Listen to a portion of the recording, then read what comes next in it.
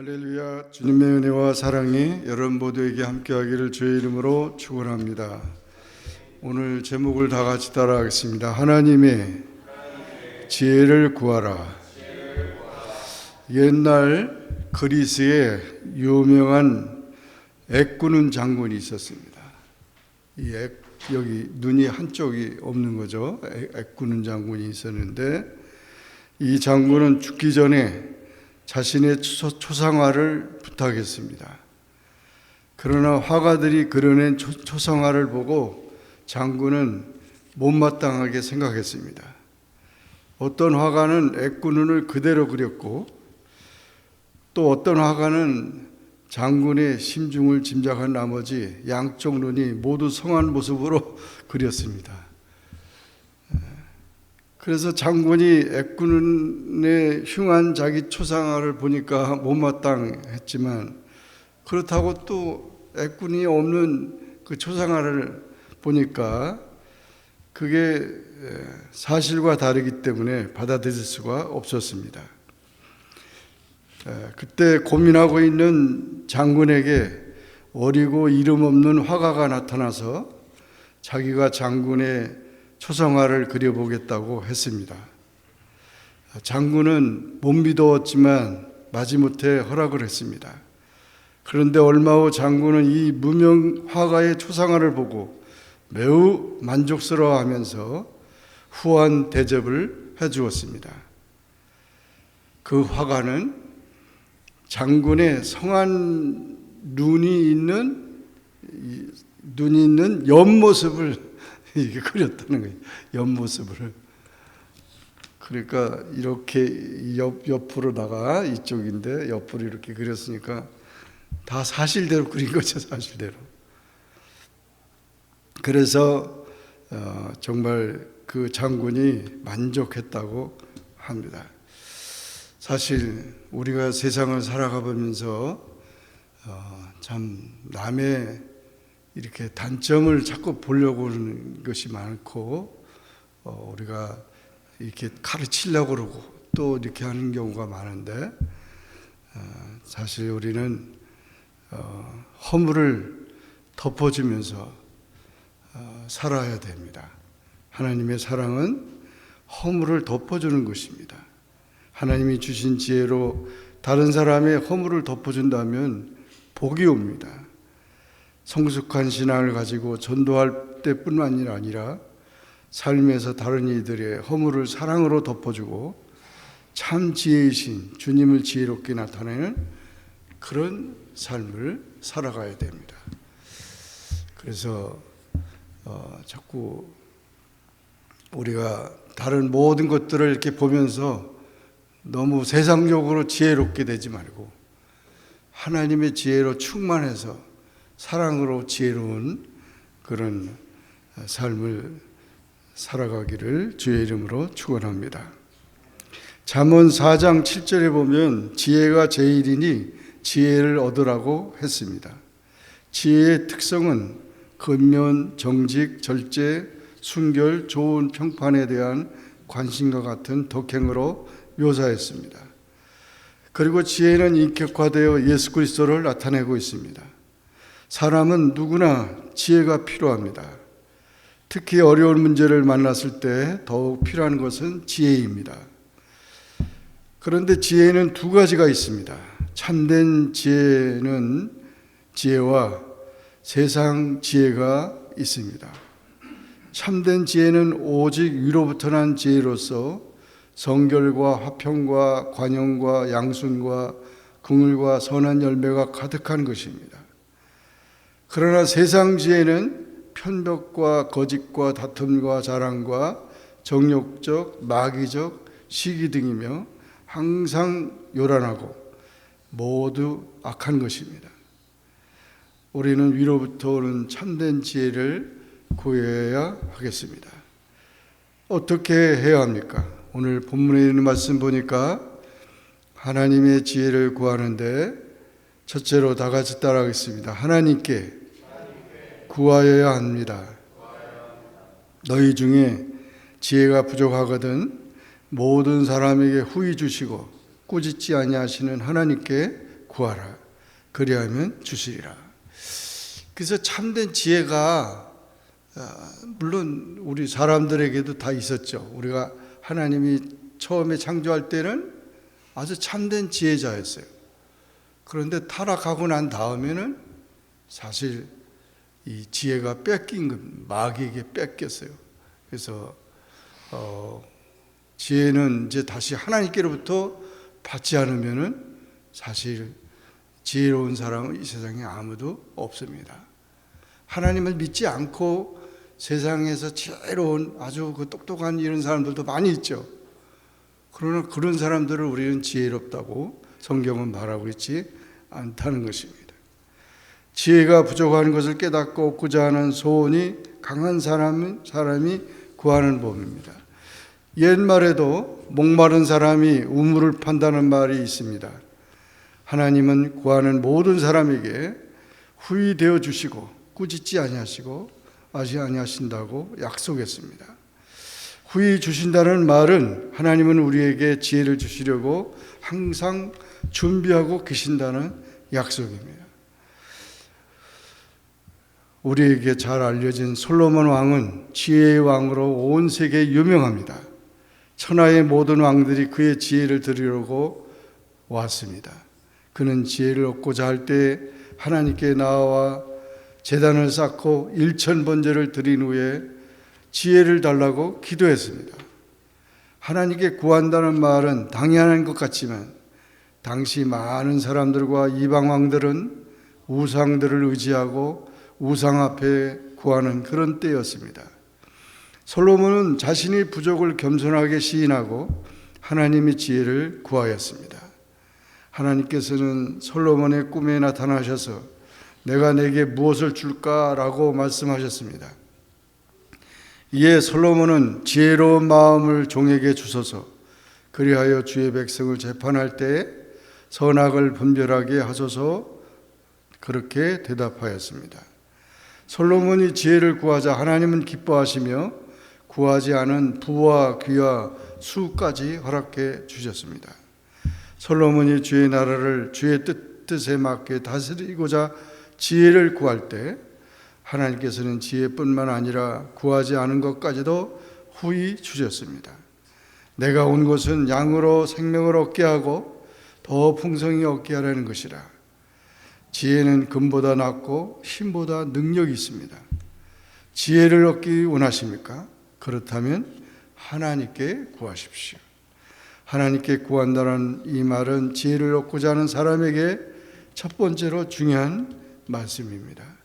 시험을 만났을 때 당황하고 힘들어하고 열받고 좌절되고 실망하고 낙담하고 포기하고 싶은 마음이 들 때, 도대체 내가 무엇을 해야 할지 모를 때, 내가 어떻게 해야 할지를 모를 때 하나님께 지혜를 구하라는 것입니다. 하나님은 지혜를 구하는 자에게 반드시 지혜를 주실 것입니다. 그래서 늘 참된 지혜는 세상에 사람들에게 있는 것이 아니라 하나님께 있다는 사실을 잊지 마시고, 하나님 어떻게 하면 좋을까요? 하나님께 지혜를 구하는 우리 모두가 되기를 주의 이름으로 축원합니다. 두 번째로 다 같이 따라하겠습니다. 오직 믿음으로 구하십시오. 6절 7절 보면 오직 믿음으로 구하고 조금도 의심하지 말라. 의심하는 자는 마치 바람에 밀려 요동하는 바다 물결 같으니 이런 사람은 무엇이든지 주께 얻기를 생각하지 말라 그랬어요. 조금도 의심하지 말고 구하라는 거예요. 의심은 어디서부터 옵니까? 이성에서부터 오는 거예요. 믿음으로 오는 게 아니에요. 믿는 자는 의심이 사라지는데 자꾸 의심이 생기는 거예요. 그 사람도 사실 이렇게 사람을 의심하기 시작하면 이 사람은 아주 정말 우리가 무서운 사람으로 생각할 수밖에 없죠. 의심이 있으면 지혜로운 사람이 될 수가 없어요. 지혜를 얻는 두 번째 비결은 오직 믿음뿐입니다. 그래서 우리가 이 믿음을 찾아야만 참된 지혜를 발견할 수 있는 것입니다. 의심이란 말은 구별, 분별, 판단, 심판, 혼란이라는 의미가 있습니다. 이 말은 이 하나님께 대한 인간의 그랬던 태도를 가르치는 말입니다. 인간은 하나님께 구별하고 판단하는 태도를 가져서는 안 됩니다. 하나님께 지혜를 구하면서 의심한다면 하나님을 심판하고 판단하는 자가 되니 얼마나 두려운 일입니까? 우리는 오직 믿음으로 구해야 합니다. 믿음은 신심, 충성의 의미를 뜻합니다. 우리는 지혜를 구할 때 오직 하나님을 향한 신실함과 충성스러움으로 구하여야 되겠습니다. 의심하는 자는 바람에 밀려 요동치는 바다 물결과 같다고 했습니다. 이런 날씨에는 배를 띄우지 못합니다. 아무런 소득이 없다는 뜻입니다. 그래서 이런 사람은 무엇이든지 주께 얻기를 생각하지 말라 하였습니다. 야고보서 5장 15절 말씀해 보면 믿음의 기도는 병든 자를 구원하리니 주께서 저를 일으키시리라. 혹시 죄를 범하였을지라도 사하심을 얻으리라. 열왕기하 20장 1절부터 3절 말씀 보면 그때 히스기야가 병들어 죽게 되매 아모스의 아들 선지자가 저에게 나와서 이르되 여호와의 말씀이 너는 집을 처치하라. 내가 죽고 살지 못하리라 하셨나이다. 히스기야가 낫을 벽으로 향하고 여호와께 기도하여 가로되 여호와여 구하오니 내가 진실과 전심으로 주 앞에 행하여 주의 보시기에 선하게 행한 것을 기억하옵소서 하고 심히 통곡하더라. 하나님의 선지자가 히스기야가 죽게 된다는 예언을 했는데도 불구하고 그래도 히스기야는 하나님을 바라보고 의심하지 않고 하나님께 기도해서 그 통곡하며 기도해서 15년을 연장을 받았어요. 그러니까 하나님을 의심하지 않았다는 거죠. 어떤 사람이 이 금덩어리를 이제 훔쳤는데 친구 셋이서 강도들이 훔쳐가지고 그 한 덩어리를 가지고 가니까 둘이서 이런 말을 했어요. 한 사람을 우리가 가서 술을 사오게 하자고. 그래서 그렇게 보내고 술 사가지고 올 때 우리가 때려 죽이자 이거예요. 그래서 둘이서 나누면은 셋이서 나누는 것보다 더 크게 갔잖아요. 그런 탐심을 했어요. 강도들이. 그래가지고 술을 사러 보냈어요. 그랬더니 이 술을 사러 간 그 강도는 무슨 생각을 했냐면, 이 술에다가 독약을 타가지고 주면은 이 둘이 먹고 죽고 이 금덩어리를 내가 가지면 되겠다. 그러면서 생각을 한 거예요. 그래가지고 술을 사가지고 독약을 타가지고 가져오고 이 둘은 저렇게 지키고 있다가 들어오는 그 강도를 죽인 거예요. 그래가지고 거기 죽고 야 이제 신난다. 이제 금괴는 우리가 이게 다 저기니까 우리 술이나 먹고 이제 즐기자. 둘이 다 먹었더니 3명이 다 죽은 거예요.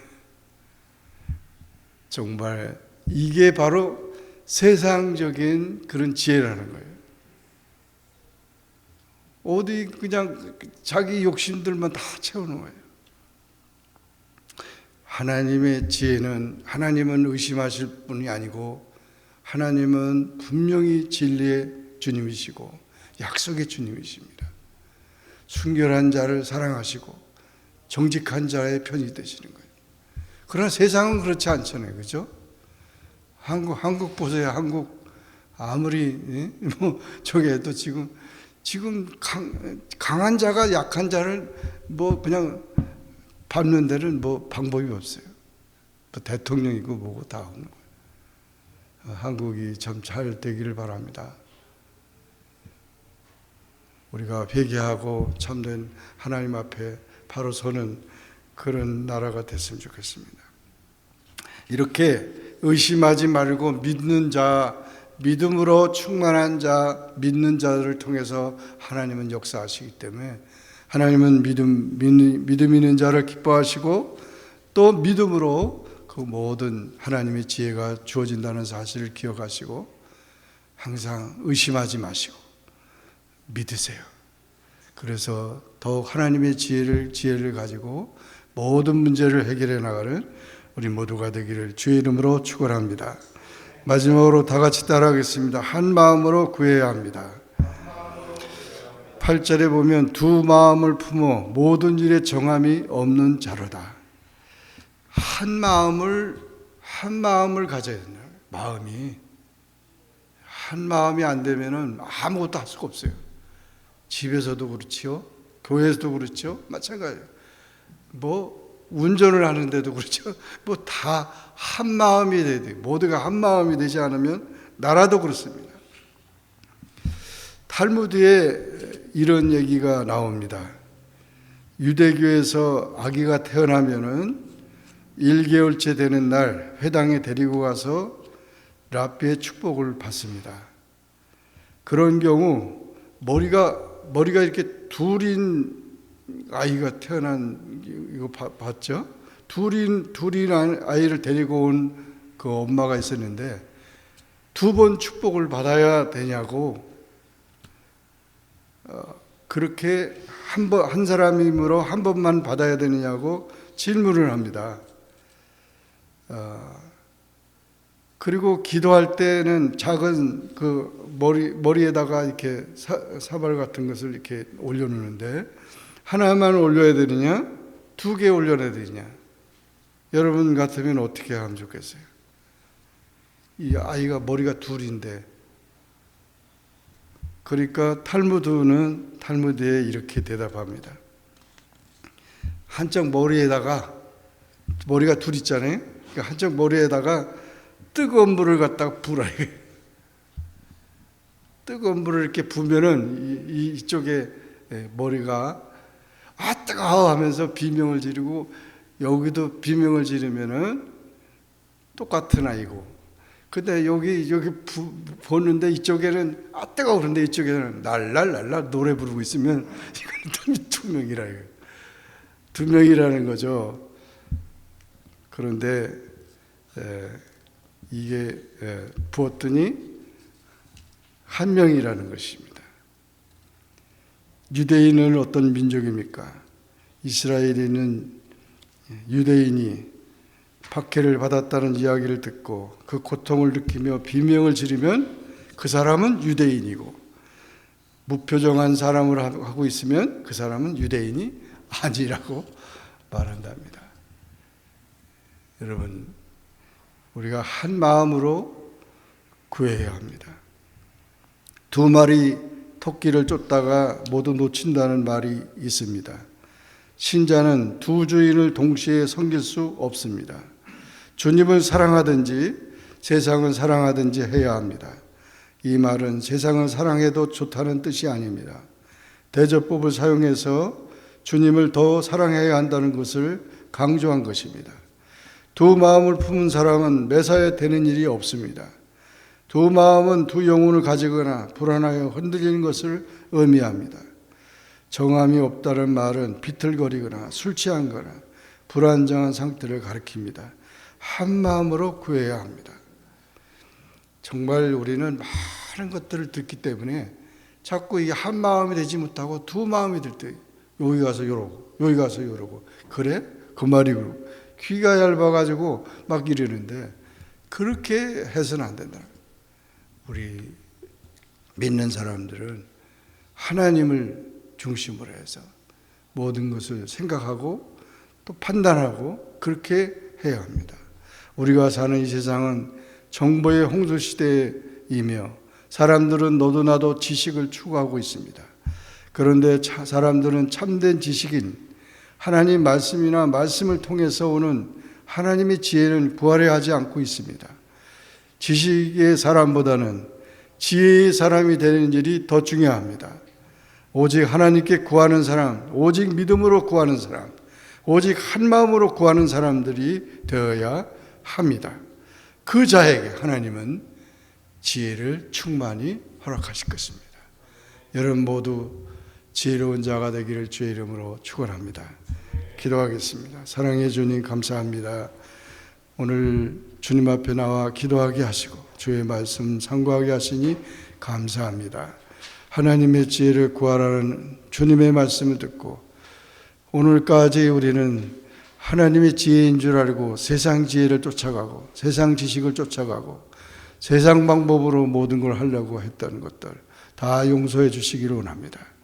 오직 하나님께만 영광이고 하나님 믿음 안에서 살게 하시고 또 오직 한 마음으로 살게 하셔서 변함없이 주님을 사랑하고 주님을 따라가는 우리 모두가 되게 하여 주옵소서. 그러면서 모든 문제가 다 하나님께서 해결해 주시고 하나님께서 역사하심으로 말미암아 영광을 돌리는 우리의 삶이 되게 하여 주시옵소서. 예수님의 이름으로 간절히 기도합니다. 아멘.